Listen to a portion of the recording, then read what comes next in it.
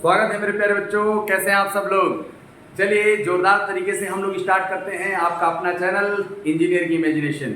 मेरे प्यारे बच्चों, हम लोगों ने स्टार्ट किया था motion in one dimension. Motion in one dimension का इंट्रोडक्टरी वीडियो मैंने अपलोड कर रखा है। अब हम लोग की बारी है मोशन इन वन डायमेंशन में आगे बढ़ने की और नए कॉन्सेप्ट समझने की। कॉन्सेप्ट तो पुराना ही है, नए तरीके से सीखने की ज़रूरत है। तो कैसे हम लोग सीख पाएंगे नए तरीके से, तो आइए शुरू करते हैं मेरे प्यारे बच्चों। फिर से एक बार मोशन देखो, मोशन से पहले मैंने आप लोगों को कुछ चीज़ें बताई थी। सबसे पहले बताया था मैंने पोजीशन। पोजीशन आपको याद होना चाहिए। पोजीशन का मतलब क्या होता है, किसी भी पार्टिकल का किसी रेफरेंस सिस्टम में जो कोऑर्डिनेट वैल्यू होता है उसी को हम लोग क्या कहते हैं, पोजीशन कहते हैं। और पोजीशन में जो कोऑर्डिनेट हमारे पास यूज हो सकता है, एक्स वाई जेड का यूज हो सकता है। हमने कहा फिर इसके बाद पोजीशन वेक्टर क्या होता है। पोजीशन वेक्टर क्या हो सकता है। पोजीशन वेक्टर जो है हमारे पास किसी भी पार्टिकल के पोजीशन को मूल बिंदु से, मतलब ओरिजिन से जो स्ट्रेट लाइन हमारे पास मिलाती है उसी को हम लोग क्या कहते हैं, पोजीशन वेक्टर कहते हैं। फिर हम लोगों ने कहा था rest and motion. Rest and motion, rest का मतलब क्या है, किसी भी पार्टिकल का पोजीशन अगर रेफरेंस सिस्टम में टाइम के साथ अगर चेंज नहीं हो रहा है तो वो कहलाएगा पार्टिकल के हमारे पास रेस्ट में है in that given reference system. और अगर हमारे पास पार्टिकल का पोजीशन टाइम के रिस्पेक्ट में चेंज हो रहा है तो क्या मोशन में। हम लोगों ने इन तीन चीजों को पहले समझ रखा है। तो मोशन क्या है, किसी भी पार्टिकल का पोजीशन टाइम के साथ चेंज हो किसी गिवन रेफरेंस सिस्टम में। जैसे हम लोगों ने रेफरेंस सिस्टम ले रखा है एक्स वाई और ये पार्टिकल टी है जिसका कोऑर्डिनेट दिया हुआ है, पोजीशन दिया हुआ है X Y and Z, X comma Y comma Z. मेरे प्यारे बच्चों, अब हम लोग कहें कि motion in one dimension, motion in two dimension, motion in three dimension, ये मोशन के हमारे पास टाइप्स हैं। मोशन इन वन डायमेंशन का मतलब क्या है, हमने कहा कि पोजीशन अगर टाइम के साथ चेंज होगा तो मोशन में होगा। तो सिंपल सा अगर हम लोग क्लासिफिकेशन करें, एकदम सिंपल सी अगर बात करें तो पोजीशन के तीन कोऑर्डिनेट हैं, एक्स वाई और जेड। अगर तीनों समय के साथ चेंज हो रहे हों, दो चेंज हो रहे हों, एक चेंज हो रहा है, इसके बेसिस पर हम लोग को मोशन को तीन पार्ट में डिवाइड किया गया है। Motion in one dimension, motion in two dimension, motion in three dimension. Only one coordinate, only one coordinate. अगर ओनली वन कोऑर्डिनेट टाइम के साथ अगर चेंज होता है तो इसको क्या कहलाएगा, हमारे पास one dimensional motion.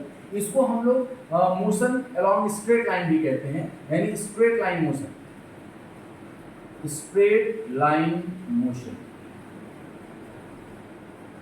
Straight line motion भी इसको हम लोग कहते हैं क्योंकि ये अलोंग स्ट्रेट लाइन होता है हमेशा। फॉर एग्जांपल अगर हम लोग कहें किसी बॉल को अगर हम लोग वर्टिकली ड्रॉप कर रहे हैं तो ये वर्टिकली डाउनवर्ड आएगा। कोई स्ट्रेट रोड पर अगर कोई कार चल रही है बिना मुड़े, बिना कोई डायरेक्शन चेंज किए, तो क्या कहलाएगा हमारे पास, मोशन अलोंग स्ट्रेट लाइन। मेरे प्यारे बच्चों, अब हम लोग कहें कि मोशन इन वन डायमेंशन हो गया है, मोशन इन टू डायमेंशन में क्या हो, एक्स वाई चेंज हो या वाई जेड चेंज हो या हमारे पास चेंज हो एक्स जेड। कोई भी दो coordinate, any two coordinate of the position of the particle changes with respect to time in given reference system is known as motion in two dimension. जो हम लोग को पढ़ना है projectile, projectile motion and circular motion. Circular motion, क्या projectile motion आप लोगों ने देखा है, बिल्कुल देखा होगा सर। हमने कहा कि अगर किसी पार्टिकल को अगर ऐसे फेंक देते हैं तो उसका एक्स कोऑर्डिनेट और वाई कोऑर्डिनेट दोनों में हमारे पास चेंजेस हो रहे हैं।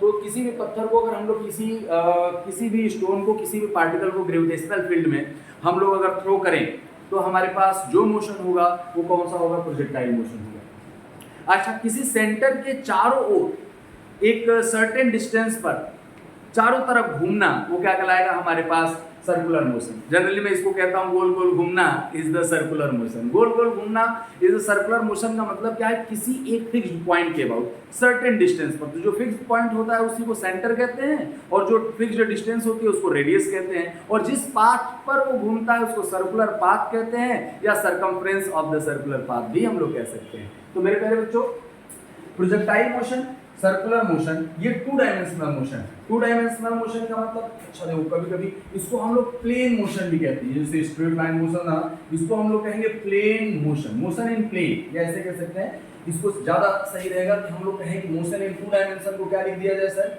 Motion in plane, motion in plane. अब देखो क्वेश्चन कैसे पूछेगा। सपोज दैट कि एक चींटी है और इस बोर्ड पे घूम रही है, तो वो मैक्सिमम कितने डायरेक्शन में घूम सकती है? वो एक्स डायरेक्शन में, वाई डायरेक्शन में, यानी 2 डायमेंशनल, ये प्लेन पर ही जा सकती है, वो हाइट पर नहीं आ सकती। तो हमारे पास क्या कहलाएगा? मोशन इन प्लेन, यानी मोशन इन 2 डायमेंशन, यानी द्विविमीय गति अगर हिंदी की अगर बात करें तो मोशन इन 2 डायमेंशन होता है। 2 डायमेंशन का मतलब किसी भी पार्टिकल के पोजीशन के कोई भी दो कोऑर्डिनेट अगर एक साथ टाइम के साथ चेंज हो रहे हों तो वो क्या कहलाएगा? Motion in 2 dimension. क्या कहलाएगा बच्चा लोग? Motion in 2 dimension. ठीक है। अब हम लोग कहें कि मोशन इन 3 डायमेंशन क्या है, तो सिमिलरली हम लोग ये कह सकते हैं किसी भी पार्टिकल के पोजीशन के तीनों कोऑर्डिनेट अगर टाइम के साथ चेंज हो रहे हो, टाइम के रिस्पेक्ट में चेंज हो रहे हो, तो क्या कहलाएगा? 3 डायमेंशनल मोशन। किसी चिड़िया की जो चाल होती है वो किसी भी डायरेक्शन में जा सकती है, नीचे भी जा सकता है, ऊपर भी जा सकता है, दाएं बाएं इधर उधर कहीं पर भी, तो 3 डायमेंशनल है। कीट पतंगों का, मच्छर का उड़ना, मॉस्किटो, उसका जो उड़ना है ये हमारे पास 3 डायमेंशनल है। अब हम लोग अगर ये कहें कि अगर पतंग अगर उड़ रहा है सर आसमान में तो वो 1 डायमेंशनल होगा, 2 डायमेंशनल होगा, 3 डायमेंशनल में आगे पतंग भी हमारे पास क्या होगा? 3 डायमेंशनल होगा और 3 डायमेंशनल मोशन कहेंगे। ठीक है मेरे प्यारे बच्चों। तो 3 डायमेंशनल मोशन का एग्जांपल हमने कहा जो पार्टिकल्स होते हैं जितने भी हमारे पास है, जिसमें तीनों axis X Y Z change हो टाइम के रिस्पेक्ट में, और उसको अगर हम लोग एक्सप्लेन कर रहे हैं या फिर उसको अगर हम लोग समझ रहे हैं मेरे प्यारे बच्चों, तो कौन सा है? 3 डायमेंशनल मोशन। लेकिन हम लोग के सिलेबस का जो पार्ट है, चाहे हम लोग आईटी की बात करें, चाहे नीट की बात करें, 11th 12th दोनों का अगर पोर्शन के अगर हम लोग उसमें देखेंगे तो motion in 1 dimension and motion in 2 dimension है। केवल motion in 1 dimension, motion along straight line and motion along plane is known is in our syllabus. तो इस सिलेबस के जो पार्ट को हम लोग कैसे अच्छे ढंग से हम लोग समझेंगे, तो सबसे पहले तो हम लोग को पढ़ना है मोशन इन 1 डायमेंशन। तो मोशन इन 1 डायमेंशन के बारे में बात करते हैं। तो क्या आप सब लोगों को मोशन समझ में आ गया? मोशन का मतलब सिंपली है कि अगर किसी भी पार्टिकल का पोजीशन टाइम के साथ चेंज होगा तो वो पार्टिकल उस रेफरेंस सिस्टम में मोशन में। एक स्टूडेंट ने मेरे को कमेंट किया था, जो पहला वीडियो हमने दिया है उसमें कहा कि सर ट्रेन चल रही है 200 किलोमीटर पर आवर की स्पीड से, उसमें हम बैठे हैं, तो हम रेस्ट में हैं कि मोशन में? तो मैंने आप लोगों को एग्जांपल बताया था कि हम ट्रेन के रिस्पेक्ट में रेस्ट में हैं और अर्थ के रिस्पेक्ट में मोशन में हैं। तो बच्चे का क्वेश्चन था बहुत प्यारा सा, उसने कहा कि सर हमारे रिस्पेक्ट में ट्रेन का क्या? हमने कहा कि हमारे रिस्पेक्ट में ट्रेन रेस्ट में है हमारे रिस्पेक्ट में ट्रेन रेस्ट में। अगर मैं ये कह रहा हूँ कि मैं इस दीवार के रिस्पेक्ट में रेस्ट में हूँ, तो दीवार मेरे रिस्पेक्ट में रेस्ट में है। अब देखो सर एक और अच्छा एग्जांपल हमने कहा कि सपोज दैट कि कोई एक साइकिल चला रहा है, साइकिल के पीछे कोई बैठाया हुआ है, किसी को बैठा करके ले जा रहा है, और साइकिल के पीछे अगर वो बैठा करके ले जा रहा है, सपोज दैट साइकिल चल रही है, तो अगर जो 2 पर्सन है, मान लो ये साइकिल अगर हम लोग कंसीडर करें, ये साइकिल है, सर साइकिल बनाएंगे क्या? हमने कहा कि हाँ यार देखते हैं, अगर बन जाएगी तो अच्छी बात है, नहीं बनेगी तो आप लोग समझ तो जाएंगे। मेरे प्यारे बच्चों इस बात को समझने की कोशिश करेंगे हम लोग। यहाँ पर एक पर्सन यहाँ पर है और एक पर्सन इस सीट पर बैठा हुआ है और ये चला रहा है साइकिल को। साइकिल का हैंडल तो बनाया ही नहीं सर, हमने लोग बना दिया। अब बताओ इन दोनों के बीच की अगर हम लोग बात की जाए, पीछे बैठा हुआ है साइकिल पर, आप किसी को बैठा करके ले जा रहे हैं, तो ये इसके रिस्पेक्ट में रेस्ट में है और ये इसके रिस्पेक्ट में रेस्ट में है। मतलब ये साइकिल के फ्रेम की अगर बात किया जाए, पहिया नहीं, पहिया तो हमारे पास मोशन में होगा, पहिया हमारे पास मोशन में होगा, पहिया हमारे पास मोशन में होगा। हमने कहा कि ये इसके रिस्पेक्ट में रेस्ट में है, ये इसके रिस्पेक्ट में रेस्ट में है। तो सर रेस्ट में है तो मोशन कौन कर रहा है? कि साइकिल चल रही है, साइकिल का पहिया चल रहा है, साइकिल का हमारे पास स्पीड है ग्राउंड के रिस्पेक्ट में। तो मेरे प्यारे बच्चों हम ग्राउंड के रिस्पेक्ट में मोशन कर रहे हैं, लेकिन एक दूसरे के रिस्पेक्ट में हम लोग क्या है? रेस्ट में है। तभी तो, नहीं तो हम लोग तो अगर जैसे ही साइकिल पर बैठते और अगर मान लो हमारे बीच में रिलेटिव मोशन होता तो कहीं कहीं और, तो ऐसा नहीं होता। तो मेरे प्यारे बच्चों इस चीज़ को हम लोग समझ सकते हैं। तो आई होप कि जिन्होंने क्वेश्चन पूछा था उनको ये आंसर मिल गया होगा, हालांकि मैंने वहाँ पे रिप्लाई भी किया था। अब हम लोग बात करेंगे मोशन में, मोशन अलोंग स्ट्रेट लाइन। हमने कहा कि देखो भाई किसी भी पार्टिकल का पोजीशन हमने कहा कि किस में डिफाइन किया जाएगा? कोऑर्डिनेट सिस्टम में। पार्टिकल का पोजीशन ये है P, हमने कह दिया कि मान लो x, y इसका कोऑर्डिनेट है। अब हमने कहा कि देखो पार्टिकल कब तक रेस्ट में रहेगा, इसको मोशन कराना पड़ेगा। हाँ सर मोशन कराएंगे। अब हमने कहा कि मोशन अगर करेगा तो मोशन करने के लिए वो एक पॉइंट से दूसरे पॉइंट तक उसके पास जाने के लिए अगर मोशन चेंज करेगा तो एक पॉइंट से दूसरे पॉइंट तक उसका पोजीशन चेंज होगा। हमने कह दिया कि x2, y2, x1 y1 sorry x1 y1 है यहाँ पे, x1 y1 x2 y2, position change हो गया। अब इस पोजीशन को चेंज करने के बहुत सारे रास्ते हो सकते हैं मेरे प्यारे बच्चों, और अगर कहीं पर भी बहुत सारा अगर रास्ता होता है तो उसमें हम लोग दो ही चीज को कंसीडर करते हैं, या तो एक शॉर्टेस्ट पाथ को हम लोग देखेंगे सबसे छोटा कौन है और सबसे बड़ा कौन है। मैं एक एग्जांपल देता हूँ अक्सर क्लास में मेरे प्यारे बच्चों, कि मैं अगर कहूँ कि किसी फंक्शन में हम लोग गए हैं, किसी शादी वगैरह में गए हैं या कहीं पर भी अगर गए हैं, तो वहाँ पर दो लोगों का सबसे ज़्यादा वैल्यू होता है। दो लोगों का कौन कौन? हमने कहा कि जो सबसे बड़ा आदमी आया होगा, अरे इनकी शादी में तो ये भी आए थे, और दूसरा वो, अरे तो इसको भी बुला लिए थे। मेरे कहने का मतलब है मेरे प्यारे बच्चों, बाकी तो सब खाना खाने आते हैं और खाना खा के चले जाते हैं, ऐसा नहीं है। अब जाकर के बुरा मत मान जाना कि मेरे को तो कोई पूछा ही नहीं, ऐसा नहीं कह रहा। लेकिन फिर भी अगर हम लोग पोजीशन की बात करें तो अगर P1 से P2 तक अगर हमें जाना है तो a lot of path are there, along which we have a shortest path and a longest path. A longest path is infinite path length का है, तो हमने कह दिया कि भाई शॉर्टेस्ट पाथ लेंथ जो होगा along स्ट्रेट लाइन होगा, जो सीधा होगा वही शॉर्टेस्ट होगा। अरे इसको हम लोग प्रैक्टिकली समझेंगे, इसका प्रैक्टिकल मीनिंग है, मैं प्रैक्टिकल मीनिंग आपको बताऊंगा और इस बात को हम लोग समझेंगे, जिसके लिए एग्जाम्पल, ऐसे एग्जाम्पल जो आपको वास्तव में लगेगा कि हाँ इस चीज को हम लोग फील कर सकते हैं। शॉर्टेस्ट, अब देखो थोड़ा सा भी अगर ये मुड़ गया, मान लो जैसे हमने ये कह दिया कि इस पार्टिकल को P1 से यहाँ P2 तक जाना था, ये ऐसे जा रहा था, अगर ये थोड़ा सा भी अगर मुड़ गया तो मेरे प्यारे बच्चों ये शॉर्टेस्ट नहीं हो सकता। यानी इसको डायरेक्शन चेंज ही नहीं करना है, ये इनके बीच में शॉर्टेस्ट तभी होगा जब ये अलोंग स्ट्रेट लाइन चलेगा in a certain direction, between two positions. तो हम लोग को शॉर्टेस्ट पाथ लेंथ और हमें पाथ लेंथ के बारे में समझना है। तो हमने कहा कि अगर कोई पार्टिकल किसी भी पाथ से अगर पोजीशन 1 से पोजीशन 2 तक जाता है तो उसका शॉर्टेस्ट पाथ चेंज नहीं होने वाला। क्या कह दिया सर आपने? फिर से मैं रिपीट कर रहा हूं मेरे प्यारे बच्चों, एक बात बताओ, अगर ये दो पॉइंट्स हैं, ये दो पॉइंट है P1 है और ये P2 है, तो हमने कहा कि इसके लिए ये पाथ 1 है और ये पाथ 2 है। हमने कहा कि ये पाथ ऐसे गया, ये स्ट्रेट, ये पाथ 1 है, ये पाथ 2 है। मेरे प्यारे बच्चों ये बताइए आप सब लोगों से ये रिक्वेस्ट है मेरी, ये आप बताइए इसको पॉज करके कि अगर हम ए पाथ से जाएंगे तो शॉर्टेस्ट पाथ से चलेंगे कि 2 पाथ से जाएंगे तो शॉर्टेस्ट पाथ से चलेंगे। हमने कहा कि इन दोनों में आपस में बड़ा या छोटा हो सकता है, लेकिन P1 और P2 के बीच का जो शॉर्टेस्ट पाथ लेंथ होगा वो हमेशा फिक्स रहेगा, चाहे आप किसी भी रास्ते से क्यों न गए हों।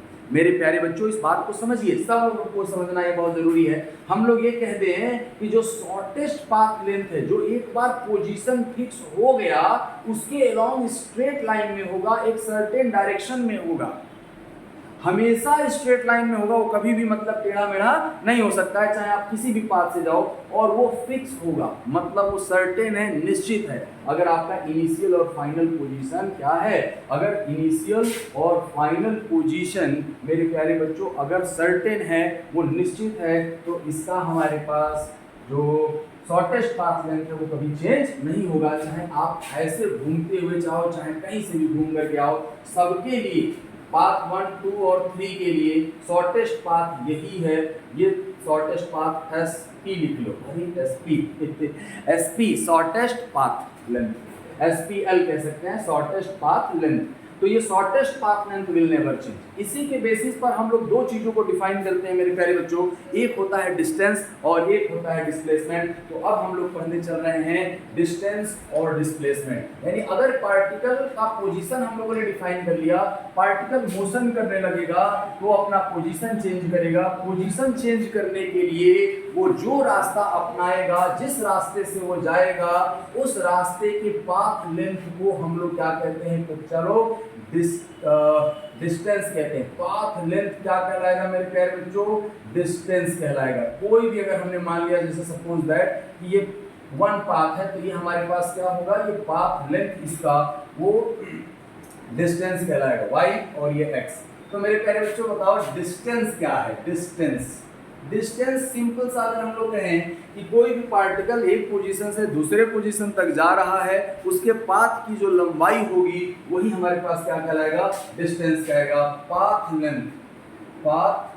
Length between any two position, path length is the distance. और पाथ लेंथ जो है, लंबाई कभी भी निगेटिव नहीं हो सकती।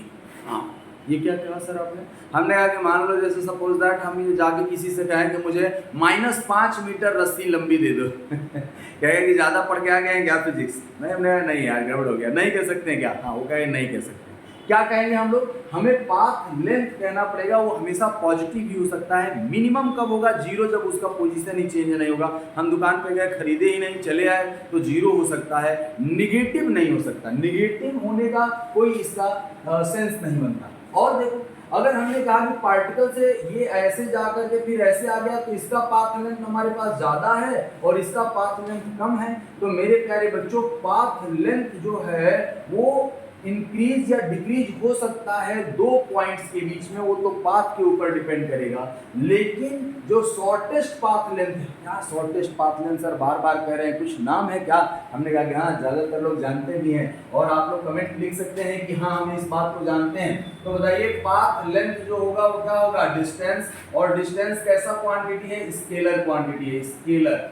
डिस्टेंस को हम लोग किस में मेजर करते हैं? यूनिट जो होगा, यूनिट मीटर में होगा। किस में होगा? मीटर। एसआई सिस्टम में अगर हम लोग बात करें तो मीटर होगा। और ये जो डिस्टेंस है can never be negative, can never be negative,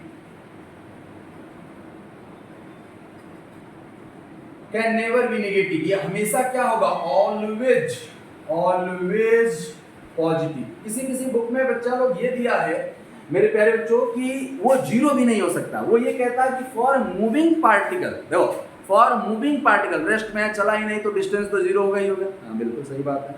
लेकिन अगर वो चलने लग रहा है और डिस्टेंस हमारे पास क्या होने लग रही है, अगर चलने लगेगा तो डिस्टेंस हमेशा पॉजिटिव आएगा, वो 0 भी नहीं होगा। ऑलवेज पॉजिटिव, हमेशा पॉजिटिव होगा। ठीक है।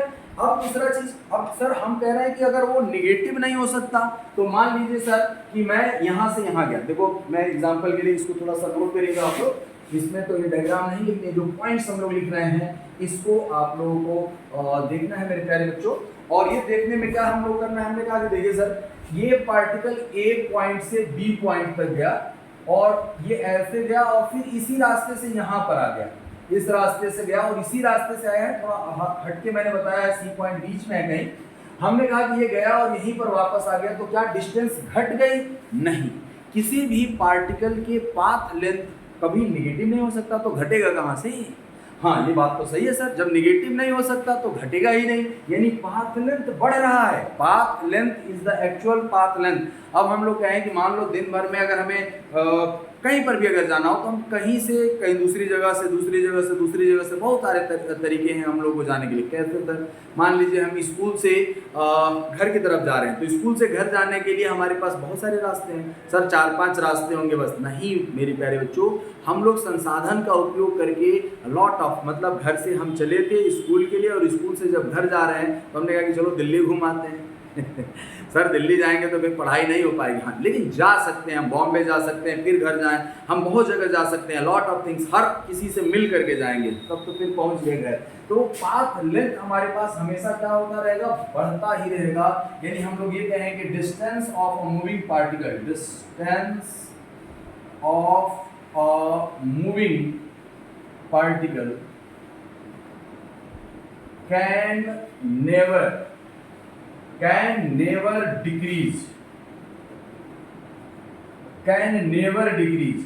हमारे पास कभी भी कैन नेवर डिक्रीज, कभी भी डिक्रीज नहीं हो सकता। मेरे प्यारे बच्चों इस बात को समझिए, distance of a moving particle can never decrease, वो हमेशा बढ़ेगा। अगर कोई पार्टिकल चल रहा है तो उसका डिस्टेंस बढ़ रहा है। अगर मैं यहाँ से यहाँ 2 राउंड लगाऊं, 3 राउंड लगाऊं, या फिर मैं तब से चल रहा हूँ तो मेरा डिस्टेंस बढ़ ही रहा है, वो घट नहीं रहा है, भले डिस्प्लेसमेंट 0 है।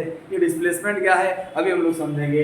यानी हमने कहा क्या स्केलर क्वांटिटी है, यूनिट मीटर है, डायमेंशनल फॉर्मूला भी लिख लीजिए सर, एल है। Can never be negative, always positive. Distance of a moving particle can never decrease. कभी भी हमारे पास घट नहीं सकती, कभी भी घट नहीं सकती। तो घट नहीं सकती तो हमेशा क्या होती जाएगी, बढ़ती जाएगी, बढ़ती जाएगी, बढ़ती जाएगी। अब हम लोग कहेंगे सर ठीक है, डिस्टेंस के बारे में हम लोगों ने तो जान लिया और डिस्टेंस के बारे में हम लोगों ने कुछ समझ भी लिया, ठीक है। अब हमको बताइए इसके अलावा आपने एक हेडिंग लिखवाया है डिस्प्लेसमेंट, तो आइए अब हम लोग समझते हैं डिस्प्लेसमेंट क्या है, यानी विस्थापन क्या है। विस्थापन वही है जो हमारे पास केवल इनिशियल और फाइनल पोजीशन पर पहुंच रहा है। रिजल्ट क्या है सर, कोई कभी कभी पूछ लेता है, कैसे रिजल्ट आएगा, हम लोग अभी देखते हैं। डिस्प्लेसमेंट,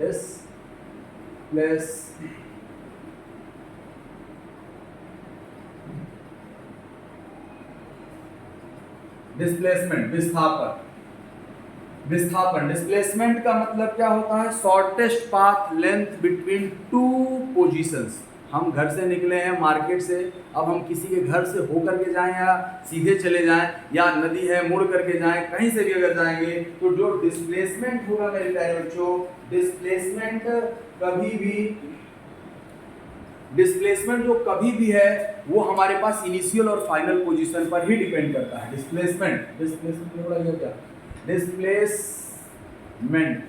डिस्प्लेसमेंट माने विस्थापन। अब हमने कहा कि देखो किसी भी पार्टिकल का जो विस्थापन है, डिस्प्लेसमेंट है, ये y एक्सिस हो गया, ये x एक्सिस हो गया, ये P1 पॉइंट है और ये क्या है बच्चा, P2 पॉइंट है।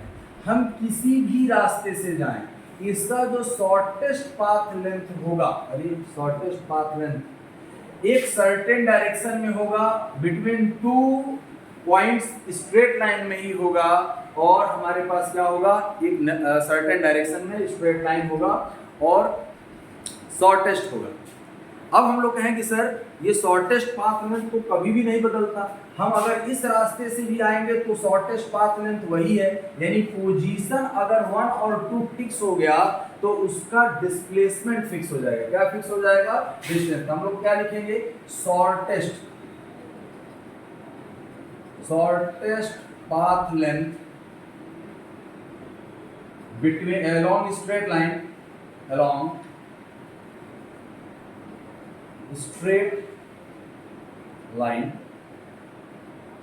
in certain direction. Shortest path length along straight line in a certain direction between two points, between two positions is known as displacement, is known as displacement। इसमें तीन चीजें याद रखनी है, shortest path length along straight line in certain direction।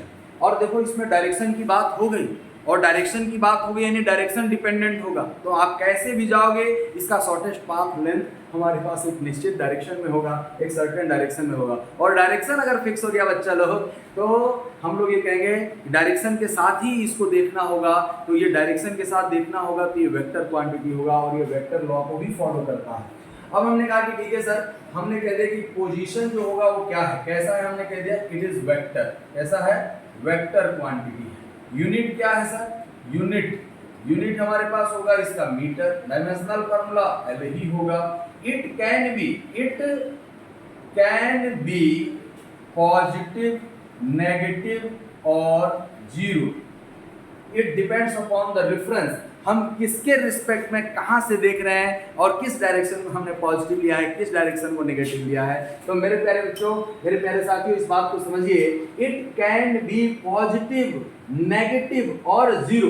And अभी हम लोगों ने कहा था कि डिस्टेंस कभी चलते हुए पार्टिकल का बढ़ या घट नहीं सकता, लेकिन डिस्प्लेसमेंट हमारे पास बढ़ भी सकता है, घट भी सकता है, उससे कोई दिक्कत नहीं। मान लो सपोज दैट कि अगर हम लोग ये कहें कि डिस्प्लेसमेंट घटने का क्या मतलब है, हमने कहा कि देखो अगर कोई पार्टिकल यहाँ से यहाँ तक जाना था या यहाँ यहीं से चलना स्टार्ट हुआ, अगर डिस्प्लेसमेंट पॉजिटिव हो रहा है तो वो सोर्स पॉइंट से दूर जा रहा है, और अगर वो लौट करके वापस आ रहा है, टुवर्ड्स द सोर्स आ रहा है मेरे प्यारे बच्चों, तो उसका डिस्प्लेसमेंट क्या हो रहा होगा, घट रहा होगा, और घटते घटते यहाँ पर क्या हो जाएगा, जीरो। और अपोजिट डायरेक्शन में अगर चला गया मेरे प्यारे बच्चों तो क्या हो जाएगा हमारे पास, नेगेटिव। वो तो हमारे रेफरेंस सिस्टम पर है। यानी अगर हम लोग ये कहें कि जो पॉजिटिव डिस्प्लेसमेंट है, पॉजिटिव डिस्प्लेसमेंट होने का मतलब है कि ये सोर्स से अवे जा रहा है, और अवे जाने का मतलब हालांकि उस पर अवे जा करके भी पॉजिटिव निगेटिव हो सकता है। जैसे हमने कहा कि सर इस डायरेक्शन को अगर हमने पॉजिटिव मान लिया तो इधर हमारे पास ये क्या हो जाएगा, अगर यहाँ पर से पार्टिकल यहाँ पर पहुंचा है